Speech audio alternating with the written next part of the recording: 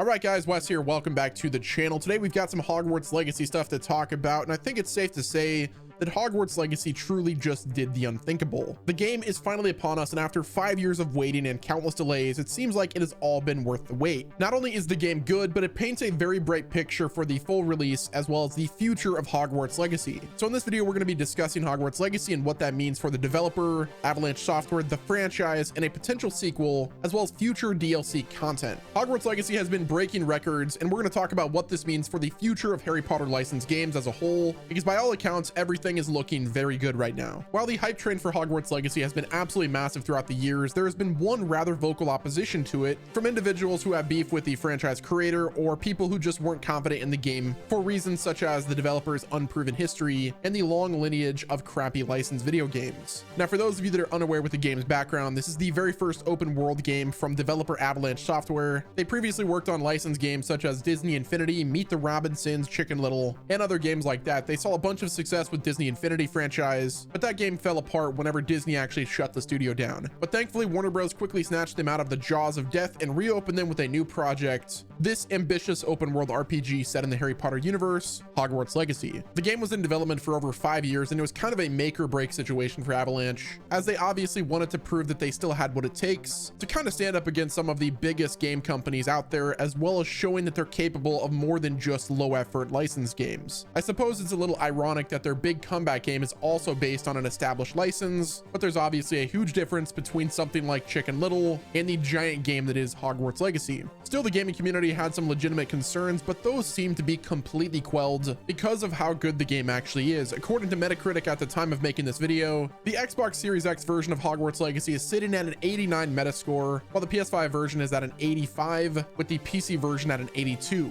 The game is also dominating the sales charts, perched at the top of Steam's bestseller list, while also perched in the top 3 spot of just about every game retailer, both physical and digital. While there have been some criticisms directed at the game's main story and somewhat repetitive enemy variety, the experience as a whole has been wildly praised for its immersion, variety, detail, and faithfulness to the wizarding world of Harry Potter, which is all I really wanted from it. And while I don't want to let the hype distract me from the real criticism, I am fairly confident that this is a game that will continue to grow and improve with time. One thing that the early success of Hogwarts Legacy also seems to confirm is the development of DLC and other post-launch content. Now, up until this point, the subject of Hogwarts Legacy DLC or an expansion has kind of been murky, as both Warner Bros. And Avalanche have given a pretty non-committal answers as to whether or not they're planning anything more. Real quick, guys, thank you to Kingwin for sponsoring today's video. Now, I'm sure you guys have all heard about Hogwarts Legacy by now. Well, if you haven't bought the game yet, go accio some of your coins from your Gringotts vault and buy it now using kingwin.net. Now, once you're there, using my link in the description, you can add the game Hogwarts Legacy from your region to the cart. So whether you're in the US or you're in EU, you'll be able to pick up Hogwarts Legacy and secure your ticket on the Hogwarts Express. Kingwin also has great deals on so many games. I also recommend picking up the Lego Harry Potter collection as well if you haven't played those games yet. Kingwin has very competitive offers for gamers, as well as a great support team who will solve any potential issues during your ordering process, and they're available 24/7. You guys can use the code WesNemo at checkout for a discount on all purchases, and the way you enter that promo code is during the checkout process. There's actually a discount code section. Add WesNemo in there. So if you guys do plan on getting Hogwarts Legacy and you want to support me as well on my channel, then definitely use Kingwin. Like I said, the link is in the description, as well as code WesNemo will support my channel. And a huge thank you to kingwin.net for sponsoring today's video. Now, I'm sure that there's going to be seasonal content in the form of different decorations that you're able to put in your vivarium, as well as the room of requirement. But as for a full-on DLC or expansions, the general vibe was that it was dependent on the game's performance. But with the game clearly performing well in its early days and having a pretty obvious ongoing influence on the industry, I think it's all but confirmed at this point that there will be some kind of DLC content, or at least they're going to green light it so that we get it sometime within the next 6 to 8 months. It seems to me like Avalanche and Warner Bros. Are kind of chugging right along through the controversy and just doing whatever they think is best for the game based on the market's response to it, which is definitely the right decision, because let's face it, the people yelling the loudest about Hogwarts Legacy were never going to buy it in the first place. This does, however, raise a pretty major question though. What is the the future of Avalanche Software. This studio was completely dead just a few years ago, and they've only worked on safe licensed games for the past 2 to 3 decades. So what happens now that they're under new management and heading up one of the biggest licensed games in years? Avalanche Software was quite the underdog whenever it came to this game, as well as the industry as a whole. So the fact that they came out and they released a game of this caliber is something that deserves all the praise in the world. And honestly, if they have not decided to greenlight a sequel for Hogwarts Legacy or DLC or an expansion, then they need to. The success of this game is something that doesn't happen very often. Game director Alan Tudyk deserves to have whatever he wants whenever it comes to the license of Harry Potter. Whether that's in the form of making a sequel to Hogwarts Legacy or making future expansions for the game, Warner Bros. Needs to greenlight it. This is our official Harry Potter Wizarding World game developer, and I wouldn't be the least bit surprised if Avalanche Software sticks with Portkey Games and works on expanding the influence of Harry Potter in the video game world. We really just have to wait and see at this point, but the gaming world has a new AAA developer, in my opinion, that is in their midst. They were a silent juggernaut, an underdog,